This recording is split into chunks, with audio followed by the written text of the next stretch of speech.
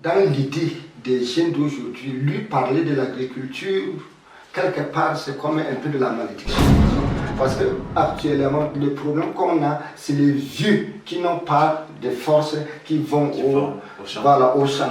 Les jeunes qui sont vigoureux, qui sont jeunes, qui devraient aller au champ, préfèrent la vie facile, l'argent facile, soit si c'est les taxis motos, ils veulent la vie facile. Mais quel genre d'agriculture? Voici ce qui est un peu décourageant. Qu'est-ce qui décourage les jeunes? Tu ne vas pas dire, par exemple, à un jeune, va au champ. Il a vu son grand-père avec la roue, la daba, la machette. Oui. Son grand-père a travaillé plus de 50 ans.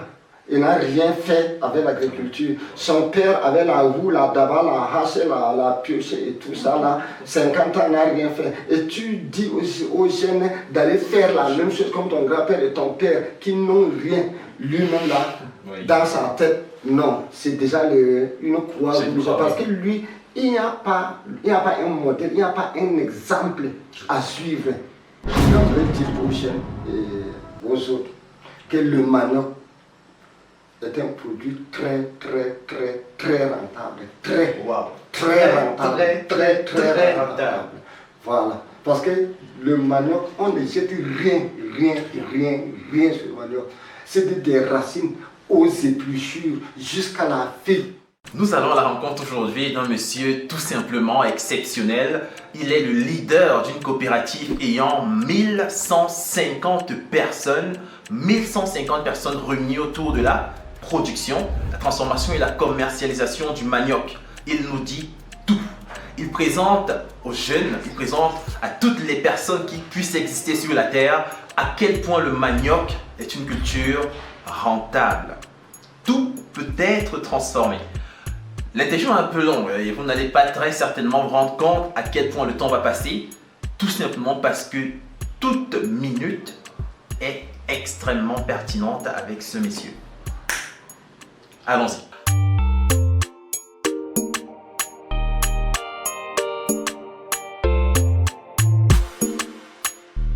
Salut à toi et bienvenue sur la page DKP B-Learning. Je suis Paul dans MoKinfac et sur cette page nous parlons de techniques de gestion, de stratégie et de création de valeur car nous sommes convaincus d'une chose, c'est que chaque Africain a une carte à jouer pour l'industrialisation du continent. Alors si cette thématique te parle, tu as deux choses à faire. La première, abonne-toi à la page et active la cloche de notification. Et la deuxième, partage le contenu mais à une seule condition, que ce contenu t'ait réellement apporté de la valeur. Nous sommes avec un monsieur qui participe réellement à la création de valeur dans le cadre de la région de l'Adamawa et pour le Cameroun. Leurs produits sont vendus littéralement partout. Oui, il y a des difficultés, mais je ne vous en dis pas plus. Bravo et merci de nous faire l'honneur d'être là. Est-ce que vous pouvez faire quelque chose pour nous, vous présenter pour toutes ces personnes qui ne savent pas encore avec qui est-ce qu'on va échanger? Ok, merci beaucoup monsieur Paul. Je suis Douma Pierre. Je suis le président du conseil d'administration de la coopérative avec conseil d'administration pour la promotion, la modernisation et le développement de la culture des manioc. Ok. Nous œuvrons dans le Béré et nous sommes basés dans la commune de Dire. Ok. Et globalement, je crois que l'abréviation c'est Promodem. Oui, Promodem. Promodem, tout à fait. C'est quoi réellement l'activité de Promodem? Qu'est-ce que Promodem fait au quotidien? Ok, l'activité principale de Promodem, oui, c'est la transformation. Oui. Nous voulons, comme son nom l'indique, nous voulons faire la promotion, la modernisation, oui, et le développement de la filière manioc. Ok, dans l'ensemble. Oui, dans l'ensemble. D'accord. Et à quel niveau se situe déjà l'activité au sein de Promodem? Voilà. Aujourd'hui, s'il faut un peu le rappeler, oui, nous avons créé en 1915 24 coopératives simplifiées des producteurs de manioc dans la commune de Dire, oui, dans 19 villages. Ok. Donc de 2015 à 2023, c'est de la production. Oui. Et à partir de 2023, nous avons décidé ensemble qu'il fallait créer une coopérative, une structure fêtière pour encadrer donc les 24 coopératives dans le but de transformer donc leurs produits. Du moins, c'est les tubercules de manioc. Tubercules en général. Et aujourd'hui, la coopérative compte environ combien de membres? Ok, nous avons commencé avec les 24 coopératives en 2015. On était 749 membres. 749? Oui, en 2015. Et aujourd'hui, le dernier registre actualisé de Promodem compte 1150 membres. 1150 membres. Là, vraiment, je crois qu'on va d'abord marquer une pause parce qu'il faut que je pose une question là qui vient, là tout de suite.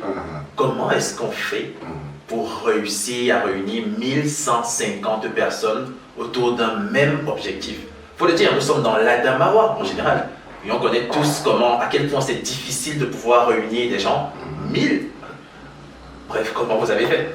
Bon, c'était que ce n'est pas très difficile.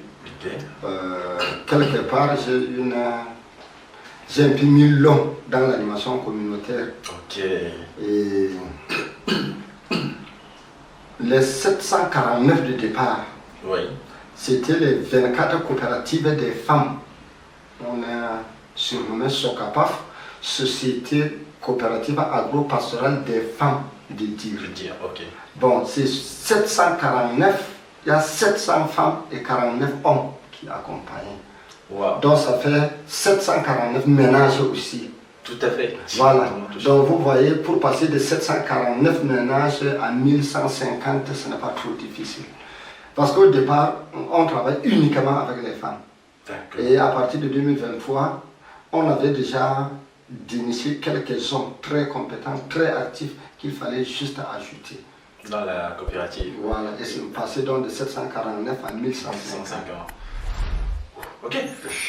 Et là, pourquoi cette préférence pour la jante féminine dans la culture du manioc? Est-ce à dire que les femmes cultivent mieux le manioc que les hommes ou alors autre chose? Le manioc, si je peux me le permettre, dans le département du Mbéré est une culture, si je peux dire, traditionnelle. Et les femmes s'appliquent et maîtrisent mieux la culture du manioc. Et c'est plus facile également avec les femmes. C'est plus facile de travailler avec les femmes. D'accord, ok. Je crois qu'il n'y a pas besoin d'ajouter les hommes, on est un peu très compliqué. Et aujourd'hui, un jeune qui se lance dans la culture de manioc, est-ce que cela peut être considéré comme étant une activité rentable pour un jeune aujourd'hui? Et c'est l'une des objectifs de Promodem parce que, en réalité, dans l'idée des jeunes d'aujourd'hui, lui parler de l'agriculture, quelque part, c'est comme un peu de la malédiction. Parce que même les anciens camarades de classe qui n'ont pas réussi à être derrière un bureau dans la fonction publique, avoir un matricule, te dire que je suis cultivateur, producteur de manioc, pour lui, c'est comme s'il avait raté sa vie et qu'au village, il est cultivateur. Lui, c'est d'abord pour lui, c'est comme s'il avait honte. Donc on voudrait maintenant autonomiser les jeunes. Que le seul moyen de gagner sa vie, ce n'est pas seulement la fonction publique, être derrière un bureau. On veut maintenant promouvoir aussi l'entrepreneuriat jeune. Et de surcroît, on veut, quand on parle de promotion de la culture du manioc, le manioc est un produit très rentable. Dans ce sens où, lorsqu'on a produit le manioc, les tubercules, on peut transformer les tubercules en farine, on peut les transformer en tapioca, on peut le transformer en amidon. Bon, maintenant, vous voyez les épluchures de manioc, il y a les farines d'épluchures de manioc qu'on peut récupérer. Dans le manioc, il y a la farine de manioc. Oui, il y a les épluchures, la farine d'épluchures de manioc. On récupère, on peut faire aussi les galettes, les gâteaux et beaucoup de choses, surtout le manioc doux. Parce que c'est pauvre en cyanure. Bon, on peut également, l'épluchure de manioc entre dans la saponification.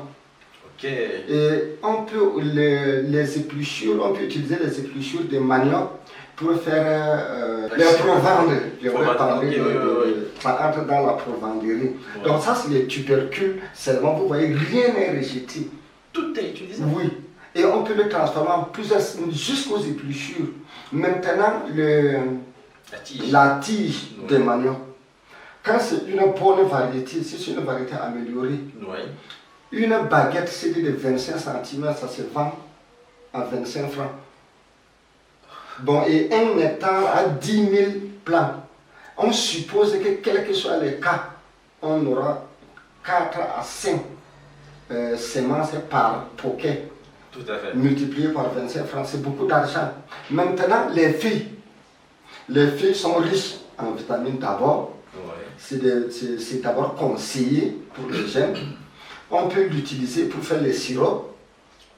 Oui, on peut utiliser également les feuilles de manioc pour faire les sirops. On peut l'utiliser, on peut sécher, envoyer un peu très emballé, envoyer très loin également comme nourriture. On peut l'utiliser, ça entre dans la provendée. Donc vous voyez que dans le manioc, on ne rejette absolument rien. Donc c'est un produit très rentable. Donc pour chuter, on voudrait donc amener les jeunes que ce n'est pas seulement le bureau qui paye. Même par la culture de manioc, quelqu'un peut gagner sa vie. Donc c'est la promotion que nous voulons faire du manioc. Et est-ce qu'à ce jour, dans le cadre de la coopérative, il y a des jeunes engagés? Oui, il y a les jeunes, là, parce que nous sommes en train de les sensibiliser. J'ai parlé de sensibilisation, parce que actuellement, le problème qu'on a, c'est les vieux qui n'ont pas de force, qui vont au champ. Les jeunes qui sont vigoureux, qui sont jeunes, qui devraient aller au champ, préfèrent la vie facile, l'argent facile, soit si c'est les taxis motos, ils veulent la vie facile. Bon, et on voudrait aussi leur dire que la vie facile a aussi des barrières et ça a aussi ses limites. Tout à fait, c'est très dangereux. Et là, vivement que cette vidéo permette à ce que les jeunes puissent d'autant s'engager dans le cadre de la culture de manioc. Et là, je vais embrayer. Quels sont les principaux marchés que vous desservez avec vos produits? Vous vendez vos produits où et où? Bon, nous avons d'abord le marché local. Ok. Par exemple, dans le Mbiri, presque tout le monde est consommateur de manioc. Dans la Damawa, tout le monde est presque consommateur de manioc. Moi y compris. Voilà. Maintenant, à côté de nous, en RCA, puisque le Mbiri est limitrophe à la République centrafricaine. Tout à fait. Ça, c'est la Centrafrique, c'est en gros des gros consommateurs de manioc. Le Mbiri est limitrophe à la région de l'Est, qui sont également des grands consommateurs de manioc, pour ne pas parler du marché national. Donc nous avons donc, pour me résumer, il y a le marché local, nous avons le marché régional et même sous-régional. Wow. Et vos produits réussissent à traverser les frontières? Ça, s'il faut parler de frontières, la frontière entre le Cameroun et la Centrafrique par Garaboulay, il y a une transition qui n'est pas difficile, les produits entrent et sortent sans difficulté. Aujourd'hui, même aujourd'hui. D'accord. Wow. Et dans le cadre de votre activité en général, je voudrais que l'on revienne dans la gestion de la cohérence et de la cohésion dans le groupe. Comment vous faites pour maintenir chaque personne impliquée et motivée? Est-ce qu'il n'y a pas souvent des problèmes qui jaillissent? Bon, en réalité, dire que les problèmes, il n'y a pas de problème, ce serait un peu du mensonge. Partout où les gens se rassemblent, il y a toujours des petits problèmes qu'il faut gérer. Mais la structure, la coopérative est structurée. Vous voyez, au niveau de chaque coopérative qui constitue ici les unités de production est hiérarchisée. Ils ont leurs présidents, ils ont leurs secrétaires, ils ont les commissaires de compte, ils ont des conseillers au niveau local d'abord. Et au niveau de la fêtière, il y a toute une structure pour la gestion des conflits. Et à côté de ça, nous avons aussi des sectoriels comme les délégués d'arrondissement d'agriculture, des chefs de poste agricoles qui nous accompagnent. Et maintenant, nous avons des séances de renforcement des capacités. Et nous en sommes également à nous le vivre ensemble. Tout à fait. Donc, on est obligé, malgré les problèmes, on doit régler et continuer parce que généralement, nous disons à nos membres que la langue et les dents sont nées le même jour, mais il est arrivé quelquefois de se croquer aussi. Wow, la langue et les dents sont nées le même jour, mais il arrive quelquefois que les dents croquent la langue. Wow, j'avoue que le niveau est très élevé et très impressionnant. Mais moi, je voulais quand même avoir ne serait-ce qu'un seul exemple de problème rencontré. Comme par exemple ici dans le cadre de cette entreprise-ci, quelquefois oui, il y a des conflits. telle personne arrive en retard, comment ça se gère, etc. Quel est ce problème-là qui a été le plus difficile à gérer dans le cadre de la coopérative? Vous voyez, tout le problème qu'on peut avoir au niveau de la coopérative, c'est un problème de gestion des ressources humaines. Ok. Vous voyez un peu, quand vous avez beaucoup de gens, 700 000, ce n'est pas facile. Tout à fait. Donc le leader doit être du moins c'est avoir un niveau de leadership un peu élevé. Il doit être un père. C'est-à-dire, quand il y a un problème, il faut le gérer rapidement avant que ça commence à sentir. Bon, vous voyez, il y a vous voyez, quand c'est un travail en groupe, l'intensité, c'était la manière de travailler. Vous voyez, ce n'est pas toujours la même. De toutes les personnes. Et les gens voudraient en retour avoir, quand il y a des petits partages, les revenus, les gens voudraient que ce soit égal. Et vous voyez que ce n'est pas vraiment normal. Ouais. Parce que les revenus devraient être, ou bien doivent être proportionnels aux efforts fournis. Voilà, et c'est des choses qu'il faut chaque fois quand il y a des petits conflits comme ça, il faut les ramener à la raison le plus rapidement. Et le mieux, c'est de régler tout problème quand c'est au début. D'accord. Donc, régler quand c'est au début, ou mieux anticiper ce Oui, problème. bien anticiper. Parce qu'un leader doit anticiper également. Voilà, c'est une bonne solution. Et ça veut dire que si jusqu'à aujourd'hui vous êtes à la tête de cette coopérative, vous êtes vraiment un leader né, déjà un leader qui a réussi à... Dans tous les cas, les efforts, on fait les efforts de grandir aussi, plus le groupe grandit, avec les expériences acquises, les difficultés et tout, on essaie aussi de grandir. Non, vraiment, ce qui est sûr et certain, c'est que ça va finir par aller. Maintenant, je voudrais savoir, quelles sont les ambitions de la coopérative ProModem à ce jour, à part l'encadrement des jeunes et la sensibilisation des jeunes? Quelles sont les ambitions? Dans 1 an, 2 ans, qu'est-ce que la coopérative ProModem doit avoir réalisé? Bon, vous voyez, nous avons un défi d'abord à relever. Oui. Il y a tous ces derniers moments, vous allez voir, je vous ai dit tantôt qu'il y a le manioc sort de la Centrafrique pour le Cameroun dans le Mbéré, ça traverse même le Mbéré quelquefois. Oui. Vous voyez, nous connaissons le passé de la Centrafrique. C'est un pays qui a connu des problèmes, c'est un pays en conflit. Et nous concevons mal que la Centrafrique nous ravitaille alors que ça devrait être le contraire. Vous voyez, ça c'est un défi à relever. Bon, nous avons nos frères qui sont hors des frontières. Nos frères sont en Europe, moi j'ai mon neveu qui est en Espagne. Il voudrait qu'on lui envoie le manioc ou les bâtons de manioc du village. Wow. Je vais donc faire comment? Est-ce que je vais attacher les bâtons de manioc dans les filles envoyées en Espagne? Vous voyez, c'est un peu difficile. Maintenant, il faudrait qu'on réfléchisse, qu'on modernise, qu'on développe le manioc de telle sorte que c'est une commande. Si, par exemple, il veut les bâtons de manioc, par exemple, ou les gâteaux de manioc, qu'on puisse envoyer ça même jusqu'aux États-Unis sans difficulté. Donc maintenant, vous voyez, ça c'est un défi. Il faut assurer donc la sécurité alimentaire locale. D'abord. Et oui, locale d'abord. Et répondre aux besoins partout où il se présente. Waouh. J'avoue que là, c'est extrêmement noble. Et là, dans ce cas, je voudrais comprendre. La coopérative peut par exemple produire dans une campagne réussite quelle quantité de manioc en tonnes par exemple? Bon, vous voyez, il y a ça dépend de la variété de manioc. Déjà, il y a combien de variétés de manioc? Oui, variété de manioc, c'est dire qu'il y a tel nom, c'est un peu difficile. Peut-être il y a les gens de l'IRAD ou de l'ITA pour dire qu'actuellement au Cameroun, il y a tel nombre de variétés.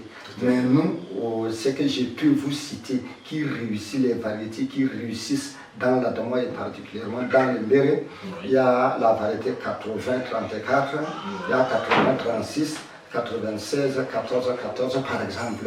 Wow. Voilà, bon là, vous voyez la production, par exemple, parlant par exemple de la production, on peut dans la zone du Mbéré, particulièrement, la production peut varier de 25 à 35 tonnes à l'hectare. Wow. Ok, j'avoue que c'est très encourageant. Je veux dire, dans le cadre de l'accompagnement que vous avez déjà reçu, J'ai pu entendre que vous collaborez avec l'APME, l'Agence de promotion des petites et moyennes entreprises. Quel est le réel apport que cette organisation a eu dans le cadre de la promotion de votre activité? Vous voyez comment nous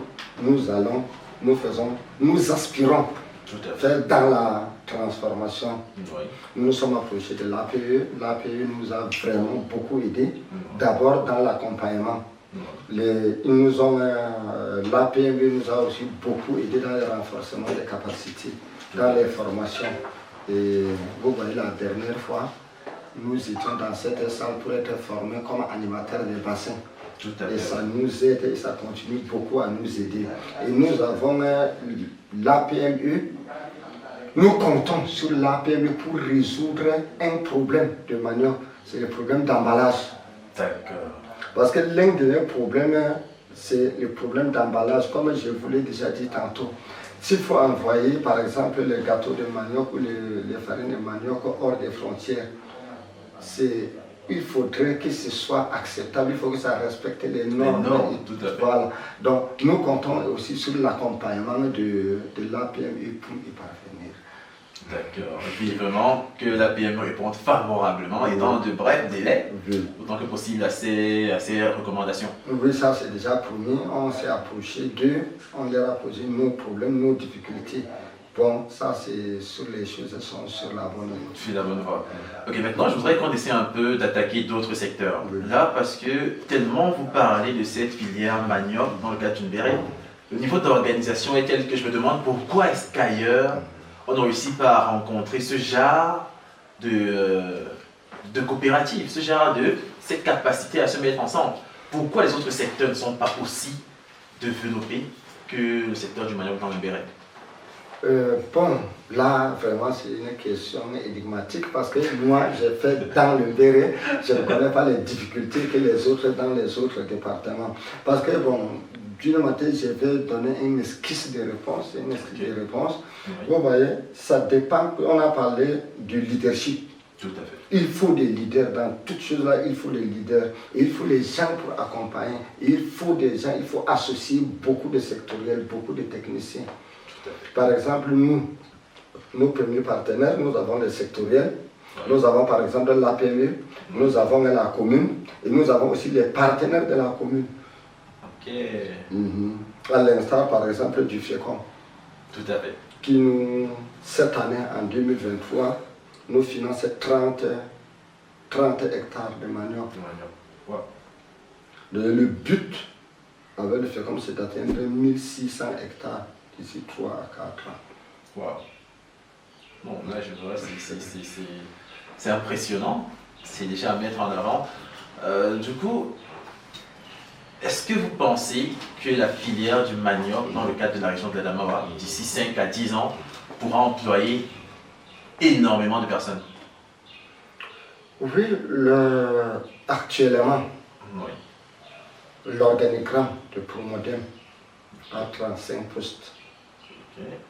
Et en 2023, nous commençons par recruter 2 personnes, un assistant de production et une animatrice genre. Ça fait 2 postes à pourvoir cette année en 2023. Et nous espérons que dans une période, dans 2, 3, 4 ans, 5 ans, qu'on parvienne à réduire également le chômage dans la localité. Non, l'objectif sera très certainement atteint. Maintenant, je voudrais qu'on s'intéresse à certainement votre parcours d'un point de vue personnel. Parce qu'aujourd'hui, vous êtes leader, vous êtes à la tête d'une coopérative avec plus de 1000 personnes. Vous avez certainement grandi quelque part, vous avez été élevé par des parents. Comment s'est passée votre jeunesse?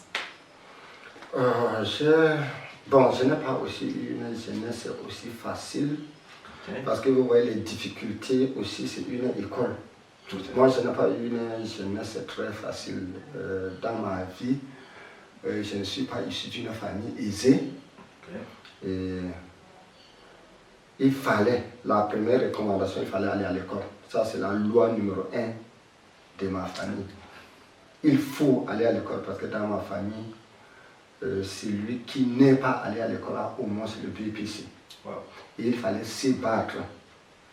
Donc très tôt, il fallait faire les petits jobs, il fallait faire ceci, il fallait faire tous les petits métiers possibles. Wow. Et entre-temps, sans oublier que l'objectif principal, c'est l'école. Voilà. Donc, au fur et à mesure qu'on grandissait, on étudie et on apprend aussi les petits métiers. En même temps. En même temps. Okay. Maintenant, est-ce que c'est la même démarche que vous adoptez avec vos enfants aujourd'hui, ou alors vous orientez plus vos enfants dans le cadre de la transformation directement à la culture et ils abandonnent l'école?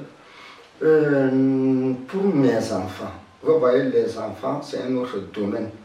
Moi, je suis déjà un père, j'ai déjà 9 enfants. Wow, félicitations. Voilà. Maintenant, si vous êtes déjà un père d'enfants, on n'impose pas à un enfant de faire telle ou telle chose. Il y a quand même une formation de base. Tout le monde doit aller au champ. Tout le monde doit faire le champ. Et au-delà du champ, il y a ceux qui peuvent déjà faire l'élevage. Okay. Et parmi eux, il y a les techniciens. Et tu les observes parce qu'il y a ceux qui ne veulent pas du tout travailler. C'est dit tu vas le forcer, tu vas tout faire, lui ne voudra pas travailler. Donc maintenant, dès là-bas, tu prends déjà des dispositions pour le canaliser, pour voir ce qu'il peut faire. Donc les enfants, c'est qu'on ne leur dit pas que c'est ça que tu vas faire. Non, tu les observes, tu les mets au travail, tu les observes et tu les canalises, tu les orientes. Pas ce qu'ils vont faire. Parce que là, vous avez anticipé sur la question suivante. Parce que je voulais savoir si et seulement si un de vos enfants vous dit aujourd'hui, papa, toi et ton manioc là, moi je ne suis pas dedans. Comment allez-vous réagir? Non, le problème c'est que, vous voyez, je ne fais pas du manioc une religion où je dois imposer à tout le monde de le faire. Non, un enfant peut choisir qu'il va faire dans le maïs, s'il a raison, ou bien dans le liant, ou bien dans les pommes de terre. Non, lui, il va faire dans l'élevage. Non, je vais accepter, faire, mais je vais seulement lui dire que tonton, c'est bien de faire dans l'élevage. Mais tu ne peux pas aujourd'hui faire l'élevage sans agriculture, parce que tes bêtes ne vont pas manger du sable. Ils ont besoin des provanes qui sortent de l'agriculture. Il faut l'orienter. Et avoir votre réponse, j'ai l'impression que vous avez déjà eu à faire face à ce cas. Il y en a. Parmi mes enfants, j'ai par exemple une fille. Oui. Quand on parle de l'agriculture, ce n'est pas son affaire. Je ne veux pas parler de l'agriculture. Donc, je lui dis que l'agriculture, ce n'est pas seulement prendre la roue, aller au champ. Si tu peux faire, parce que dans l'agriculture, on a des chaînes de valeur. On a la production, on a le transport, la transformation, la commercialisation. Donc si toi tu ne peux pas produire, tu peux commercialiser. Donc dès maintenant, comme elle ne veut pas produire, il faut déjà la canaliser à faire la commercialisation. Et si elle est à l'aise dans la commercialisation, elle a déjà fait ce qu'on a voulu. À tous les coups, vous allez toujours gagner dans l'histoire. Le problème, c'est de les orienter pour que quelqu'un ait quelque chose à faire, que chacun se professionnalise quelque part. Je voudrais que l'on parle globalement du cas Cameroun. Cameroun. Qu'est-ce qu'on peut réellement faire? Parce que même le président de la République l'a indiqué dans le cadre de son discours. La terre ne ment pas. C'est vrai qu'à cette phrase, nous dans cette entreprise, on ajoute que la terre ne nous doit rien en même temps. Qu'est-ce qu'on peut faire pour que la jeunesse d'aujourd'hui puisse s'orienter dans l'agriculture? Ok, il suffit, moi je me dis que vous voyez un peu, il faut d'abord, il y a un travail de fond à faire. S'il faut dire vrai, quand vous essayez un peu de parcourir les chaînes, par exemple à l'école, l'enseignant s'amuse quelquefois à dire que quand vous serez grand, qu'est-ce que tu vas devenir? Les enfants, moi je serai bir, moi je serai gendarme, moi je serai policier, moi je serai médecin, moi je serai... Sur 10 élèves ou 100 élèves interrogés, c'est difficile d'avoir 5 que moi je serai agriculteur. Voilà, impossible, difficile. Voilà. C'est très rare. Donc vous voyez, chacun rêve d'être dans le treillis, soit être docteur, ou il est ceci, il est cela, il est cela. Donc maintenant, tout ça c'est de la théorie. C'est de la théorie. Or, maintenant, on devrait normalement enseigner l'agriculture. Si on veut se développer par l'agriculture, dès le bas âge, il faut qu'on enseigne aux enfants les bienfaits de l'agriculture. Si on voudrait que les enfants aient la vision de l'entrepreneuriat jeune, Ce n'est pas quand ils ont déjà grandi qu'on va leur inculquer ça dans la tête. C'est dans le bas âge. Il faudra qu'on éduque les enfants, qu'on les oriente dans les bas âges. Il est bien vrai que tout le monde ne sera pas agriculteur. Oui. Parce qu'il y aura quand même, il faudrait quand même des gens dans l'administration, mais qui est déjà des jeunes qui vont faire l'agriculture. Mais quel genre d'agriculture? Voici ce qui est un peu décourageant. Qu'est-ce qui décourage les jeunes? Tu ne vas pas dire, par exemple, à un jeune, va au champ. Il a vu son grand-père avec la roue, la daba, la machette. Oui. Son grand-père a travaillé plus de 50 ans. Il n'a rien fait avec l'agriculture. Son père avait la roue, la daba, la hache, la pioche et tout ça là. 50 ans, n'a rien fait. Et tu dis aussi aux jeunes d'aller faire la même chose comme ton grand-père et ton père qui n'ont rien lui-même là dans sa tête. Non, c'est déjà une croix rouge. Parce que lui, il n'y a pas un modèle, il n'y a pas un exemple à suivre. Quand tu vas lui dire va au champ là, il va te dire que c'est pour devenir quoi? D'abord, tous les jours il sera sale. Il faudra attendre 1 an pour avoir les revenus. Et or, ses amis travaillent aujourd'hui, gagnent aujourd'hui. Vous voyez, c'est un peu difficile. Donc, vous voyez, ce n'est pas que l'agriculture n'est pas bien. C'est parce que l'éducation a donné, c'est que les enfants ne sont pas réellement sensibilisés. On n'a pas présenté aux jeunes le bienfait de l'agriculture et on ne leur a pas donné la méthodologie même de l'agriculture. Donc les jeunes d'aujourd'hui ont une image négative de l'agriculture. Parce que pour eux, parler agriculture, c'est prendre la machette, la roue et aller au champ. Et avec tes forces personnelles, tu vas faire combien d'hectares? Donc, le gouvernement a le devoir, de moderniser l'agriculture. Il faut que l'agriculture soit mécanisée. Tout à fait. Si tu dis à un enfant que, bon, voilà un homme qui a fait 300 hectares, il a 2, 3, 4 tracteurs, voilà le rendement, mais il va s'intéresser. Directement. Oui. Mais dis que, pardon, comme tu as essayé partout, ça n'a pas donné, voici 2000, tu vas acheter la machette, 2000, tu vas acheter la roue et la daba. Il y a le champ, le terrain, ton grand-père là-bas, il va dire vraiment qu'est-ce que j'ai fait aussi. Ça sera très compliqué. Voilà. Très compliqué. Donc il y a un travail de fond à faire pour que les jeunes s'intéressent à l'agriculture. Je crois que déjà cette vidéo va également participer à faire en sorte que beaucoup de jeunes s'y intéressent. Est-ce que dans le cadre de votre coopérative, vous avez déjà enregistré des pertes? Lorsque je parle de pertes, nous par exemple, on a fait la culture des pommes de terre, on a perdu beaucoup d'argent, beaucoup. On a investi sur 8 hectares, on a récolté pratiquement des pommes de 300 000 francs CFA, après avoir investi sur 8 hectares. Est-ce que vous avez déjà essuyé des pertes dans certaines oui, zones? bon, quand on a commencé au début, il y avait l'étude, n'était pas très bien menée. C'était en première année. Oui. On a labouré au coopérateur 120 hectares au tracteur labouré. Labouré complètement. Mais on ne s'est pas posé la question de savoir les semences sortent d'où. On ne s'est pas posé cette question. Voici 120 hectares. Bon, allez semer, on veut les semences.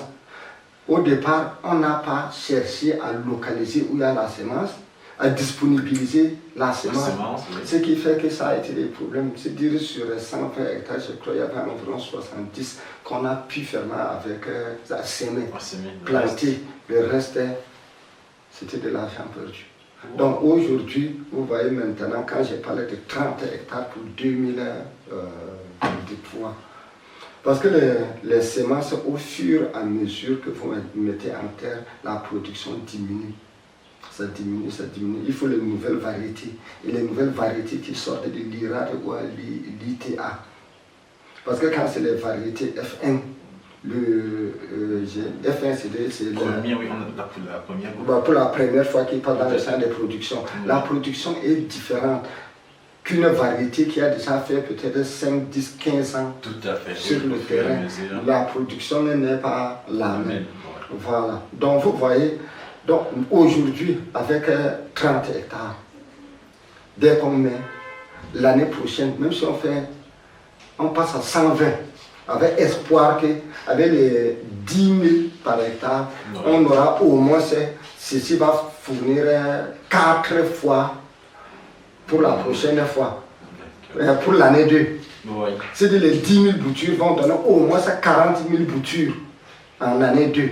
Donc ce qui fait que quand on a 30 hectares cette année, on a espoir de faire 120 l'année prochaine. L'année prochaine. Et Voilà. au fur et à mesure. Oui, au fur et à mesure, d'ici 4 ans, on sera à 1600. Tout à fait, automatiquement. Automatiquement. Ça, c'est le minimum.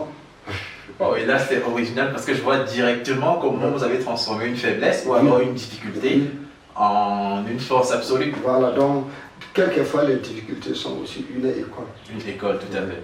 Et là, il faut le rappeler peut-être à la communauté, le labour dans la Dama en général, c'est 30 000 à l'hectare pratiquement. Vous labourez un hectare. Je ne crois pas. C'est autour de nous. On labourait à nos coopérateurs à 40 000 francs. Ok, c'était plus cher. Bon, oui, après c'est vrai parce que nous également on le fait parce qu'on a quand même aussi de grandes surfaces, très grandes surfaces. Ok. Wow. Donc parce que vous voyez, il y a le tracteur qu'il faut louer. Tout à fait. Il faut le carburant, le lubrifiant. Oui. Et il faut le chauffeur, il faut le motiver aussi pour qu'il travaille bien. Ouais. Donc juste le strict money qui ne va souffrir ni le coopérateur, ni le propriétaire de l'engin, ni le chauffeur. Là, je vois. Vraiment, là, j'ai véritablement en l'impression. moyenne, 40 000. J'ai vraiment l'impression, et je n'ai vraiment pas vu le temps passer, mais nous sommes en train de tendre vers la fin de cette interview. Je voudrais qu'on pense à sortir avec un conseil à un jeune, notre communauté ici, qui est placé là, qui nous regarde. Quel conseil est-ce que vous pouvez donner à la jeunesse aujourd'hui? Un jeune en face de vous qui vous écoute. Ok. Aux jeunes, je voudrais que les jeunes eux-mêmes soient conscients. Peut-être lors d'une fête de 20 mai, de 11 février, quand on voit la télé, le nombre d'enfants qui défilent, on se demande est-ce que le gouvernement Cameroun a pris toutes les dispositions pour leur donner un poste dans chaque ministère. Oui, ce n'est pas vérifié. Donc chaque jeune doit prendre toutes ses dispositions à créer son entreprise. Ça peut être une entreprise agricole, ça peut être une entreprise de quoi que ce soit, je ne sais, mais il faut qu'il ait déjà l'esprit de projet d'entreprise. Parce que ce n'est pas sûr que tous ces enfants seront derrière un bureau, ils seront des bureaucrates. Tout à fait. Donc moi, c'est le conseil que je voudrais donner aux jeunes. Et parlant du manioc, je voudrais dire aux jeunes et aux autres que le manioc est un produit très rentable. Très rentable. Très rentable. Voilà. Parce que le manioc, on ne jette rien sur le manioc. C'est des racines aux épluchures jusqu'à la feuille. Donc, c'est un projet très rentable. Il faut qu'on encourage les gens. Il faut qu'on présente du moins de bien fonder les rendements du manioc aux jeunes. C'est un produit qui peut nous sortir de la pauvreté. Parce que le problème de jeunes, ce n'est pas la sécurité alimentaire, son problème c'est l'argent. Est-ce que ça donne de l'argent? Oui, j'ai dit effectivement, le manioc est un produit qui donne de l'argent. Ce qui décourageait les gens, parce que il y avait une grosse perte, s'il faut le répéter. Parce que dans la Damawa et un peu partout dans le Cameroun, qu'est-ce qu'on fait du manioc? C'est que dès qu'on a arraché le manioc, on ne prend que les tubercules. Dès qu'on a coupé les tubercules, qu'est-ce qu'on fait? On rentre à la maison, on enlève les épluchures, on jette. Or, les épluchures qu'on jette, c'est de l'argent qu'on a jeté.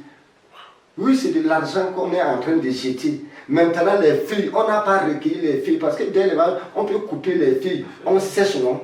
On sèche, c'est de l'argent.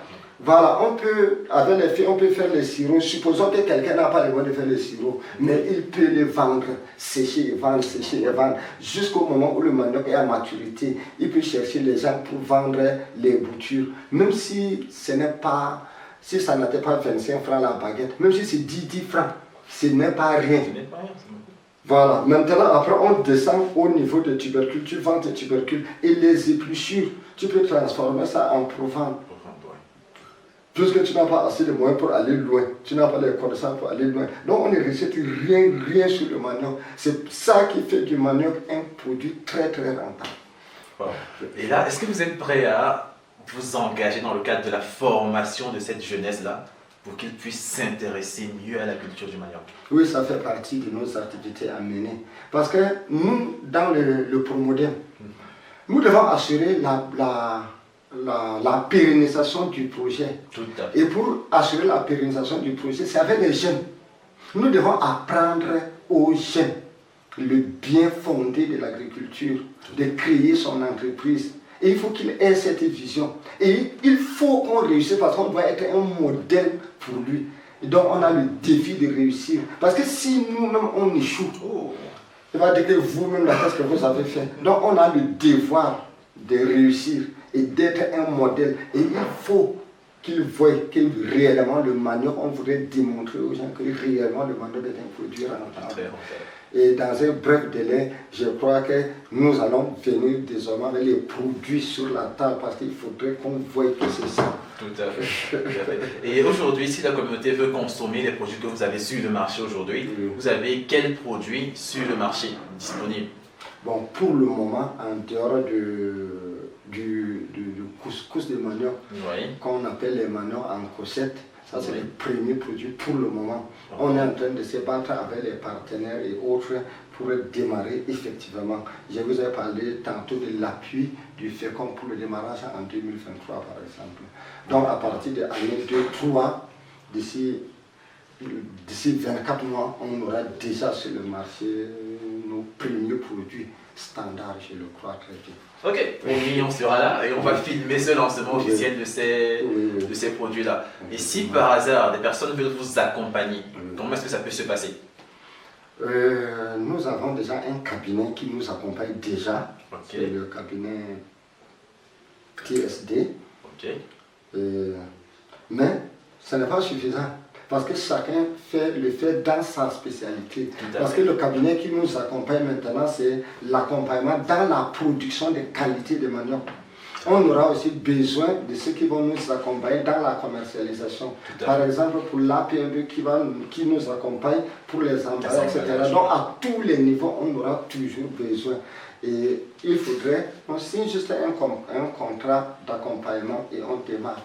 D'accord, ok.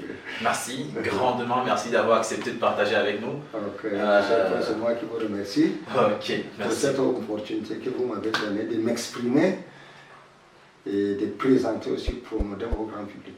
Ok. Honoré et à la prochaine certainement. Merci beaucoup monsieur. Merci monsieur Paul. Vraiment, je suis réconforté. Je suis très honoré. Merci beaucoup. Merci. Allez.